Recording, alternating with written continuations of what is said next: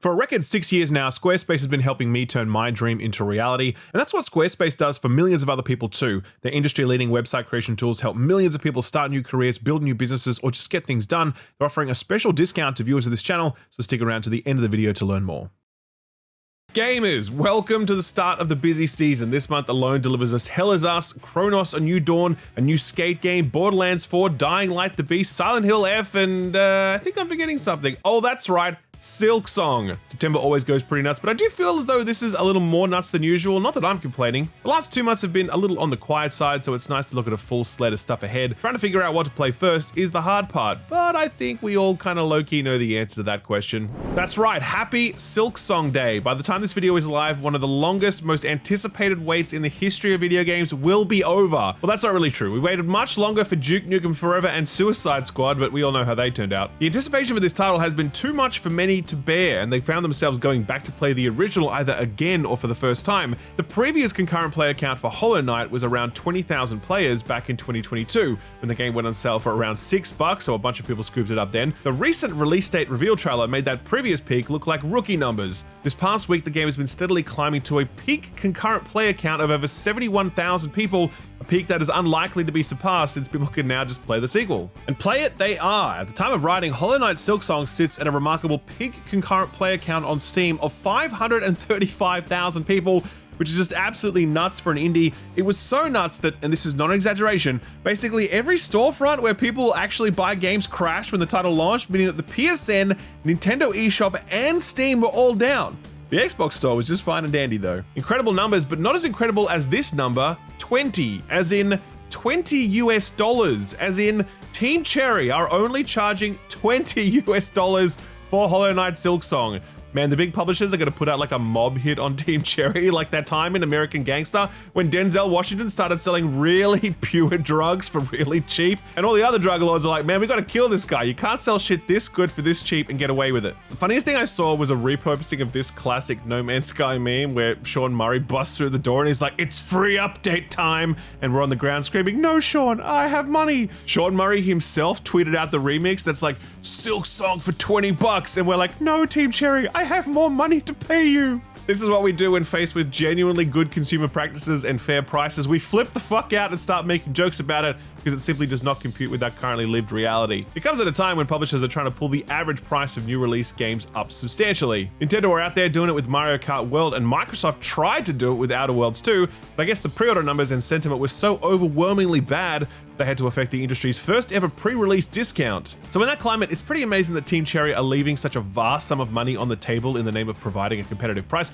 because let's be real, most of us would have paid $40 or more for Silksong and would have been happy to do it. I did see one interesting post from an indie developer who I won't name, but they said something along the lines of, I'm about to release a game that I've been working on for years now, and I was going to charge $20 for it, but now I'm not so sure. Since my game won't be as big or as impressive as Silksong, what should I do? My dude, you should charge that $20. If you've worked on something and that's the price point that you need to turn an honest profit, then go for it. I don't think anyone is going to use Silksong as the new indie game pricing yardstick because it's obviously a unique edge case where Team Cherry can bank on a huge volume of sales that other indie devs don't have the luxury to bank on. It also speaks to the inherent challenges of trying to definitively, objectively quantify game value. Well, that show is like $5, but it'll keep you entertained for hundreds of hours if your brain is wired in just the wrong way. Meanwhile, a new Resident Evil game will set you back at least $70, and they're typically around like 10 hours to get through if you just do one playthrough. I have to confront this question a lot as a reviewer when I consider whether or not to recommend something, because the truth is, games cost either time or money, but usually both, and everyone values their time and money differently. I've always just stepped back and focused on that bigger picture of like, what's this experience worth to me? And I think most people will continue to view games that way, even if Silksong is being sold for a silk song. Hey, speaking of No Man's Sky, they're having a moment too. This is another indie darling famous for serving up more value than we deserve and never asking for anything in return. Well, Sean just dropped another free update, and this one's called Voyages. Its headline feature is the ability to craft customizable Corvette ships, more on that later, as well as multiplayer ship crews, skydiving, a new expedition, and plenty more. Players have come back in droves to experience the update. Just a few days ago, the game hit a peak concurrent player count of 98,000 people on Steam, the highest player count since the game launched back in 2016. It was popping off so large that it was actually the second most played game on Steam Deck last week. The only thing that topped it was, of course, Hollow Knight. And third place was Stardew Valley. Big week for discount indie titles that love handing out free content updates. And can we just pause for a second to talk about this top 10 list, by the way? Hollow Knight, No Man's Sky, Stardew Valley. In fourth place, the absolute GOAT, Baldur's Gate 3. Recently released indie darling Peak, which just sold through 10 million units, so congrats to them, by the way. The absolute all-timer Balatro at number 6, Cyberpunk at number 7, Helldivers going in at number 8, and capping things off are 2 indie top-down roguelikes, Binding of Isaac and Brutato. Man, what a sick list. We always lament that playtime is dominated by Call of Duty and Roblox and gacha games, but let me tell ya, the Steam Deck kids are all right. They know what's up. Still, Hollywood ain't gonna be making a Binding of Isaac movie anytime soon, though it would be pretty cool if they did. No, if they're gonna drop $200 or $300 million chasing a summer blockbuster, they're gonna go where the dude bros are, and it doesn't get more dude bro than Call of Duty. So it's not a surprise then that yesterday, Paramount announced that it had signed a deal with Activision to bring Call of Duty to the bigger screen. Variety said, quote, under the partnership, Paramount will develop, produce, and distribute a live-action feature film based on the Call of Duty universe. Sources tell Variety that while the pact is specifically focused on making one blockbuster Call of Duty movie, the deal encompasses the potential for Paramount to expand the COD universe across film and TV, end quote. Oh no, a COD cinematic universe. Please don't let this happen. But also, please make sure this happens so I can watch the Red Letter Media half in the bag. In a weird twist, the CEO of Paramount, David Ellison, outed himself as a massive COD bro during the announcement. Dude was positively fangirling when he said, quote, as a lifelong Call of Duty fan, this is truly a dream come true. From the first Allied campaigns in the original Call of Duty through Modern Warfare and Black Ops, I spent countless hours playing this franchise that I absolutely love. Being entrusted by Activision and players worldwide to bring this extraordinary storytelling universe to the big screen is both an honor and a responsibility that we don't take lightly, end quote. It's clear that Paramount know how to smartly position this one too, because when the CEO was announcing it, he invoked a hallowed name, quote, we're approaching this film with the same disciplined, uncompromising commitment to excellence that guided our work on Top Gun Maverick, ensuring it meets the exceptionally high standards this franchise and its fans deserve, end quote. Tom Cruise as Captain Price, question mark? I mean, they cast him as Jack Reacher, so, you know, it wouldn't be the first time that they've totally miscast this dude. Anyway, given that this is an announcement fresh off the presses, don't expect this to be arriving anytime soon. You can probably expect another 4 to 6 more COD games to release before this movie hits theaters, or just Netflix. Oh wait, no wait, Paramount Plus. God, we really do have a lot of streaming services now, don't we? Moving on to some Xbox news now, and look, I know I've been really hard on them lately with, you know, the $80 Outer Worlds price tag thing, and the sacking 9,000 workers thing, and the canceling a bunch of projects thing, and the closing a bunch of studios thing. But I really do have to give them credit where it's due in this next story, because Xbox achieved a genuine first for the video games industry. They found a way to cancel the game twice. This story comes courtesy of Jason Schreier of Bloomberg, who started doing some digging into the recent round of layoffs at Crystal Dynamics, the studio behind Soul Reaver, Marvel's Avengers, the Tomb Raider reboot, and most recently a co-developer on the now cancelled Perfect Dark title. The entire studio wasn't working on that though. They're also rumored to be working on another Tomb Raider game, but there was very likely around 100 or more developers working alongside a studio called The Initiative to deliver Perfect Dark. When Microsoft cancelled Perfect Dark and shuttered The Initiative, we all assumed that those Crystal Dynamics staff would either move over to that rumored Tomb Raider game or be laid off, but it turns out there was a secret third option.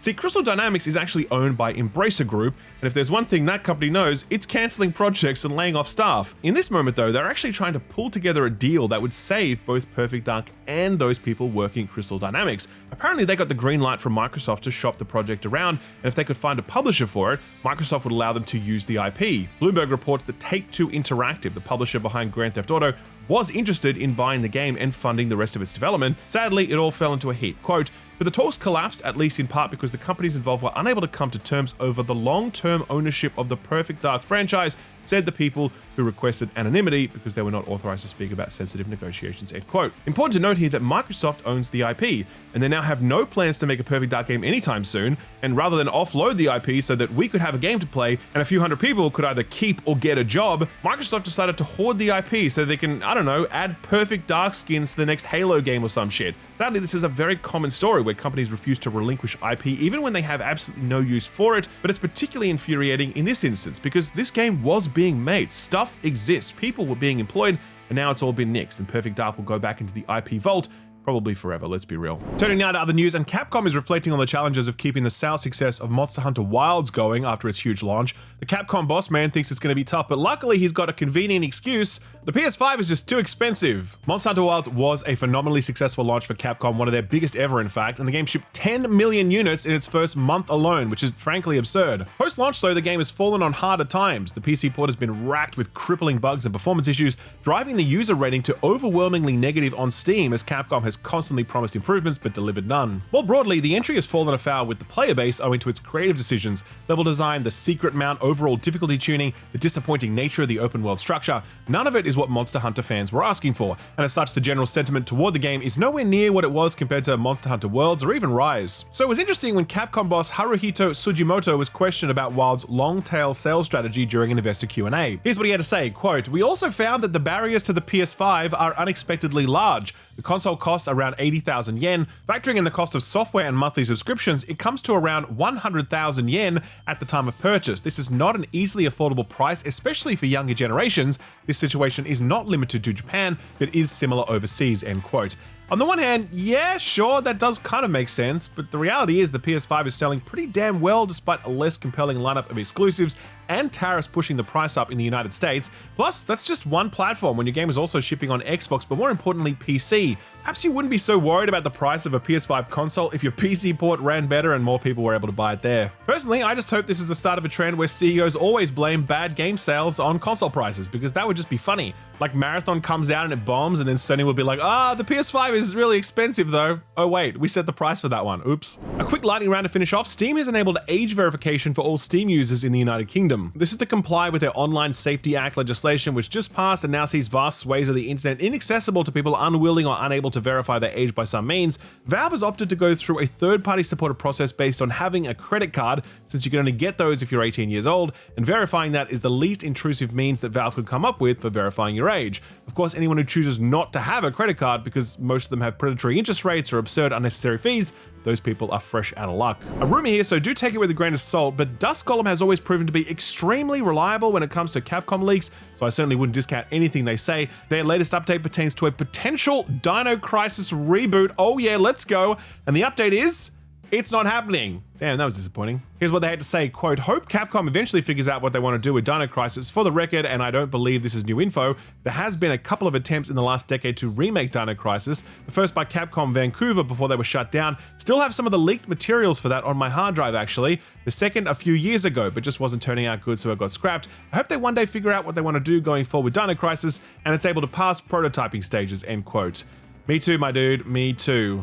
Some HR and studio updates now, and the former game director of Sony's mysteriously MIA Fair Games, Daniel Drepow, has just announced his new gig. Quote, "As of this week, I've joined Warner Brothers Games Montreal as creative director. I can't wait to start this wonderful adventure with all the great people here at the studio," end quote. It's believed that Warner Brothers Montreal is working on another superhero live service title, so out of the frying pan and into the fire, as they say. Hey, remember a little while ago when EA shuttered Cliffhanger Games, the studio working on that Black Panther title? Well, in a rare bit of good news, it seems like Wizards of the Coast have hired 15 members from that former team, headed up by creative VP Michael Della Plata. The 15 staff will join Wizards to work on a new project now in the concepting phase.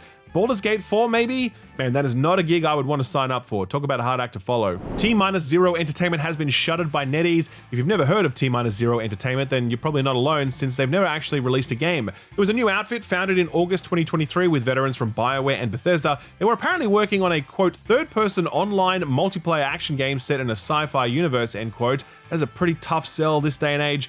NetEase have said that they're open to the project receiving new funding, but their stake in it will come to an end. And finally, in some more uplifting news, Kojima Productions is just about to celebrate its 10-year anniversary. They've announced a special event called Beyond the Strand. Quote, "Hosted by Hideo Kojima, the celebratory event will include special guest appearances as well as offer a glimpse into future projects," end quote. Unlikely to be anything big here, since his publishers probably don't want him stealing too much of their thunder, so get ready for Death Stranding 2 Director's Cut featuring, I don't know, Pedro Pascal for some reason. He's in everything else, so he'll probably be in this too. So what got announced or delayed this week? Well, I'll tell you what, big week for co-op shooters this week of both the classic and extraction variety. So I hope you're ready for a new wave of those. We'll start off with one of the progenitors of the extraction genre though, and that's the incredibly brutal Escape from Tarkov. Last week, Battlestate shared that this thing would soon be coming out of beta after something like 7 years, and this week they added that it would also be coming to Steam too, though no solid date on that one yet. Valve cut or no, it's no doubt going to be giving the game another solid play-based boost as it hits 1.0, because who really wants another standalone launcher in their lives, right? Not me. Very, very excited to read those Steam reviews though. That's going to be great. As one extraction exits early access, another one enters to take its place. This one's called Macabre, and it's from a good old Aussie studio from Down Under. And the cool thing about this extraction game is that it's been partially funded by our federal government through its screen agency. Maybe they're trying to make up for all those years of censoring games for no good reason. This one puts a time-traveling survival horror twist on things with distinctly Australian characters and settings. If you haven't had the joys of being stuck out in the Australian bush in the middle of the night with the licker from Resident Evil 2 chasing you, get ready for that. This one launches into Steam Early Access on September 29th. One more exciting co-op shooter announcement though is a bit light on details. Mike Booth, who you might remember as the creator of Left 4 Dead, has announced that he's working on a new game that is, quote, a 4-player co-op shooter built on the foundations of what made Left 4 Dead special. If you enjoyed the teamwork, tension, and replayability of my past games, you'll probably find this one interesting, end quote. Booth says it's still early days, but they're inviting people to come and play test it on their website, badrobotgames.com/invite. Good luck getting in. Speaking of games we haven't heard about for quite some time now, Rayman. It was his 30th birthday on September 1st, and Ubisoft held a little fan event to celebrate. They released a video from Rayman's brand producer, Loic Gunon, and I know I'm absolutely butchering the pronunciation to that, so sorry to all my French viewers. Anyway, here's what he said, quote, a very talented team at Ubisoft Montpellier and Ubisoft Milan are currently working together on the future of Rayman. Don't expect news from us too soon,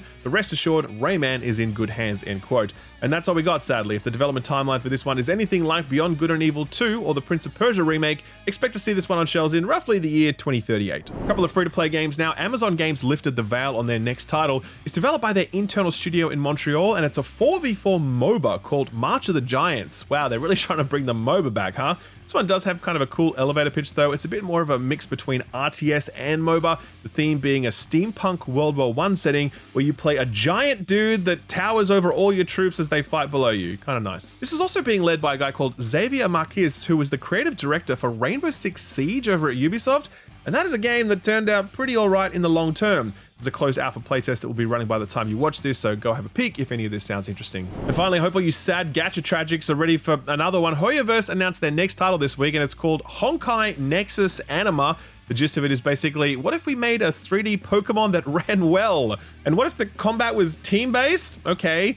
And the combat was also auto chess. If that Pal World kerfuffle caused the Pokemon Company to patent the shit out of every single mechanic they've ever used, I can imagine it's going to be a little tricky for Hoyoverse to navigate the waters here, but at least there aren't any really blatant creature knockoffs, at least as far as I can tell. I mean, one is literally just half an avocado, and that's cool, right? No release date for this one yet, but you can probably expect it on PC and mobile, as with most gachas. So what came out last week? Well, there was of course Metal Gear Solid 3 Delta Snake Eating Remixed Plus Alpha, Konami's latest effort to reclaim all of the goodwill they used to have, and to their credit, it looks as though they're 2 for 2 if you begin counting with Silent Hill 2 and then end counting here. This one's sitting at a mighty 86 on OpenCritic right now, although a lot of critics are saying very similar things. Really great, stunning remake, maybe a bit too safe. Still hard to go past the bones of what is an all-time classic. Here's what Timur Hussein over at GameSpot had to say when he scored it a 9 out of 10. Quote, from a content perspective, Konami has played it incredibly safe, using the same voice work and music and leaving the story completely unaltered, effectively making Delta a 1-to-1 remake. But I can't fault that, especially when I found myself again enraptured by Snake's torturous mission to pull the world out of nuclear danger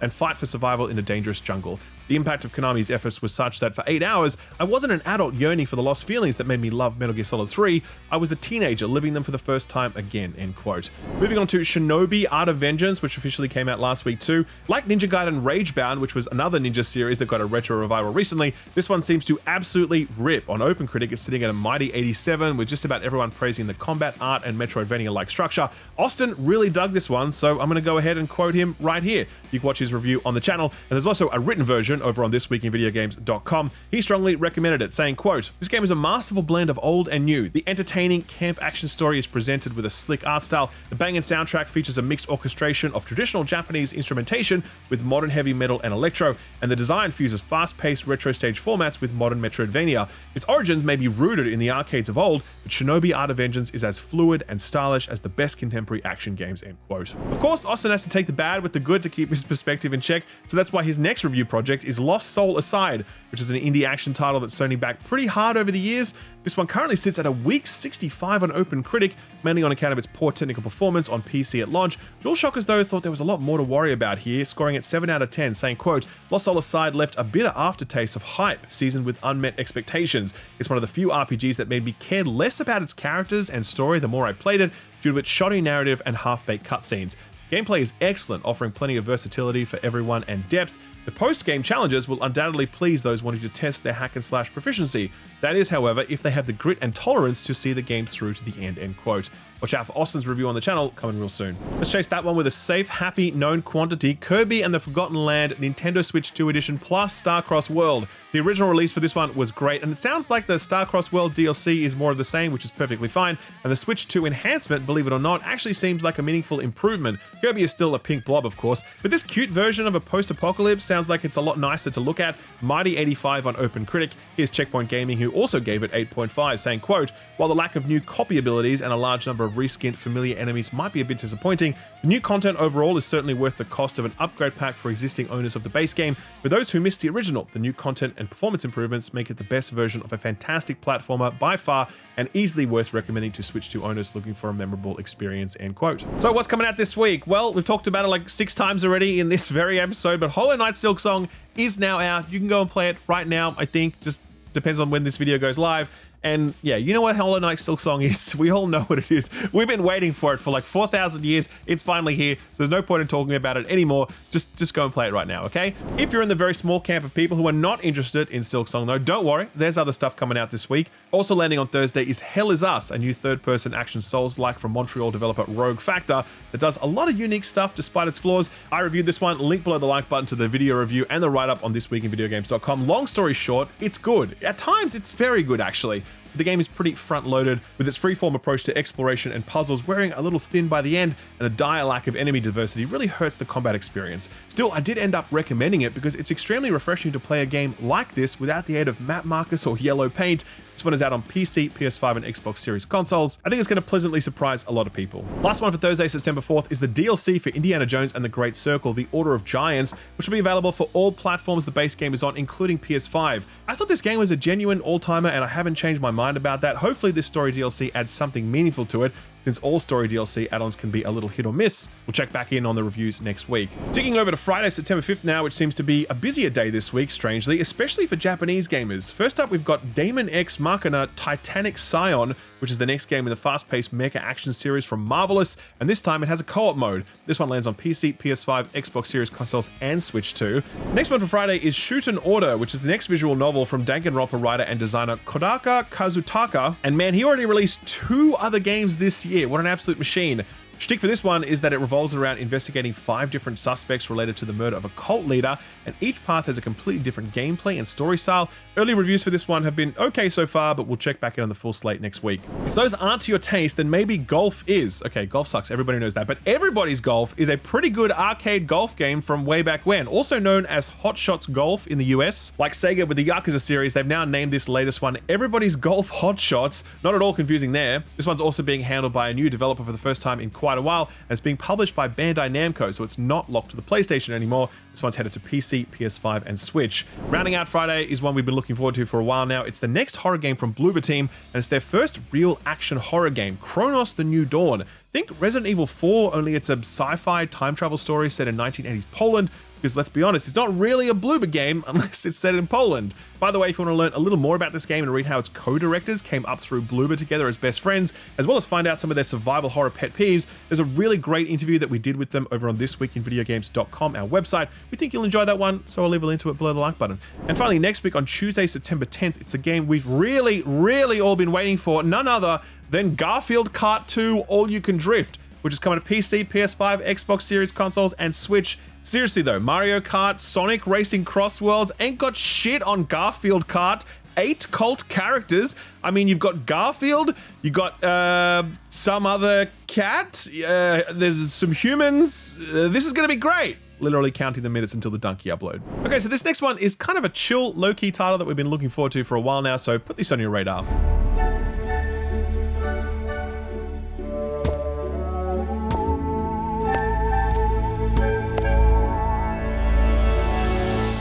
This is Starbirds, and it's kind of like a focused base building and resource management game that sees you land on procedurally generated asteroids that are kind of the size of little planets in Super Mario Galaxy. You have to build a production line to mine the shit out of them and then move on before things get too overwhelming. And man, can this genre get overwhelming a lot of the time. So this is actually aiming to scratch that early to mid-game strategy itch and keep it rolling, which is honestly really smart. This comes from Tokana Interactive, who previously put out the Zen city building puzzle game called Dwarf Romantic.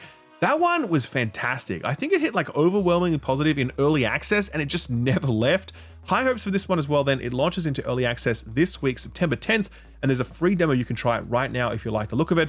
If you do want to check it out, we've left a link to it over on our Steam curator page, which also has links to all of the other put this on your radar stuff we've recently covered. I'll leave a link to all of that below the like button. Sort of free stuff time now, and over on the Epic Games Store, you still have time to check out the Czech adventure game, Machinarium, as well as the multiplayer party racer and track builder Make Way. Replacing those this week are a couple of chill games. The first one is Monument Valley, the lovely puzzle adventure title that put London Indies Us 2 on the map. That'll be the mobile offering too, I imagine. Also joining the list is Battle of Polytopia, which is kind of like a minimalist and casual leaning 4X strategy game. It's got quite a few fans on Steam, so it's probably one to check out if you're kind of in the mood for that power trip of like a Civ game, but not quite in the mood to do so much micromanagement or to, you know, be playing for like, I don't know, 5 weeks straight. For PlayStation Plus subscribers, the 3 free games for September are all pretty good. The headliner is Stardew Valley, aka the only game you'll play for the next year or two if you let it take over your life. And it's followed up by Double Fine's excellent Psychonauts 2, as well as the very neat perspective puzzler Viewfinder, all worth spending some time with.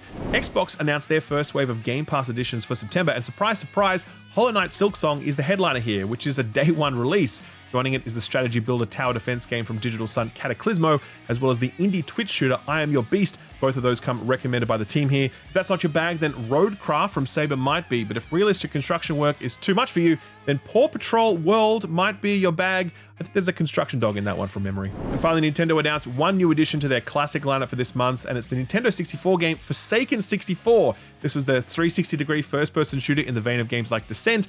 Man, these games were all the rage when PC gamers first discovered joysticks. Our feel-good story for the week is one I alluded to a little earlier in the show. As I mentioned, No Man's Sky recently got an update that let you create customizable Corvette spaceships, and if you heard that, you might have been thinking to yourself that means you can, like, I don't know, choose the color of them or something, or choose where the cup holders go. But it's a little more flexible than that. Take, for example, this monstrosity, which is easily the most terrifying train I've ever seen in my life, and yes, I include Choo Choo Charlie in that list. A more family-friendly build is this one, based on the classic DeLorean. That would be my weapon of choice. The British among you might appreciate this TARDIS-themed ship, time travel capabilities not included, or this creepy-looking penguin from Wallace and Gromit. Someone made a ship that spells the word ship. Very nice. I'm a big fan of this giant PC someone built, needs more RGB if you ask me, but my favorite has got to be this, which is immediately going to make sense to some of you, but not to others. It's actually a rendition of the classic Loss webcomic from back in the day. I have absolutely no idea what possesses people to recreate this comic in this format whenever they get the chance. I'm pretty sure that when the war against the machines begins, this comic will be the logo of the human resistance that we scratch into street corners to denote safe houses. Anyway, good job, Sean Murray, you crushed it, and good job to you for sticking right through to the end of the video this week. I'm off to play Hollow Knight Silksong now till I can't play no more. And I'm pretty sure that's what most of you are doing right now. Hell, this has probably been second monitor viewing for most of you. But if you happen to have enjoyed it, then we'd love it if you could drop the video a like, hit that subscribe button, ding that notification bell, and maybe even leave a comment down below just to say hello. We love that. Don't forget to check out thisweekinvideogames.com since our founders membership is only going to be available for a short while longer. Plus, we've got plenty of interesting, unique, ad-free, AI-free, clickbait-free coverage going up there every single day. All right, that's it. I'm done. Thanks for watching, and a big thanks to this video sponsor, Squarespace. Do you run your own business or do you want to? If so, a website is really helpful and there's no better or easier way to build a website than Squarespace. Let's say, for example, you have a store that sells stuff, I don't know, clothes, shoes, furniture, cell phones, whatever. That store exists in just one spot and you're probably only able to service your local area. But what if you could tap into a much bigger market? What if you had a website that lets customers find you no matter where they are? What if they could see your inventory online and make purchases? And what if you had a website that could facilitate all of that seamlessly? Well, that's exactly what Squarespace does. Squarespace lets you build professional looking websites in minutes. You just select from their extensive list of pre-built templates, customize those templates to your heart's desire, and boom, an incredible looking website that looks like it costs thousands of dollars to build, when in reality, you did it all yourself. That's just the front end, whereas business owners are going to be equally interested in the back end. Squarespace provides intuitive tools for inventory management, customized shipping options and label printing, simple payment solutions through platforms like PayPal and Stripe, and detailed analytics so you can track how well business is going. There's even award-winning customer support on hand to assist you should you ever get stuck or just need some advice. It's an easy-to-use end-to-end solution that could change your life, to be honest. A website is one of the best ways to get yourself or your business out there. So if you're thinking about kicking off something new, either personally or professionally, a website is certainly going to be a great step in that process. If you want to get started, then visit squarespace.com to start building your website through their free trial. And if you want to get serious, then use offer code SKILLUP at checkout for a 10% discount off your purchase of a website or a domain name. Thanks very much to Squarespace for sponsoring the video, and thank you for watching it.